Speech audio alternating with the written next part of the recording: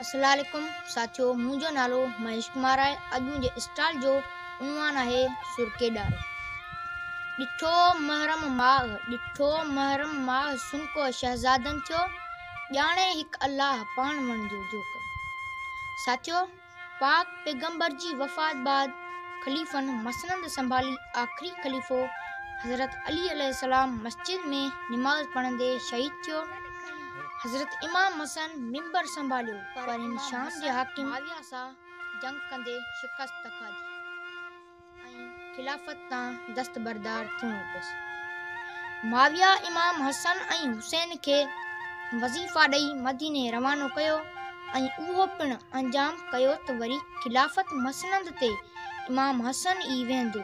माविया जे पुट Yazid पीर जे मरण खां अॻे ई इमाम हसन के ज़हर ॾियारे शहीद कराए छॾियो ऐं पीर जी वफ़ात बाद मसनद ते ज़ोरी खलीफ़ो थी वेठो। साईं जॾहिं माविया वफ़ात कई त कूफियन इमाम हुसैन के ख़त लिखिया त हू संदन ताबेदार आहिनि, पर बाद में उन ॻाल्हि तां मुकरजी विया। ॻाल्हि फुटाइणी इमाम हुसैन ऐं यजीद जे फ़ौजनि जी पाण में जंग थी, जा मुहर्रम महीने में थी। मदीने जा मीर मदीने मां निकता त वापस कीन वरे। मीर मदीना निकरी आया न मोटी, कारा रंगज कपड़ा अदानी रोटी, आम तने ले लोठी जे मीर मुसाफिर राई। साथियों, वरी लतीफ साईं दास्तान बे में चवे थो, करबला जे पिण में खीमा खोणियऊं, जेड़ो यजीद सामू जुंभे जोणियऊं, मोहन मोणो पसीता तरार जो। हणण हकलण बेली सारण मांझिया ई मरक, विझन ताव न फरक रुकवांदी रांद में।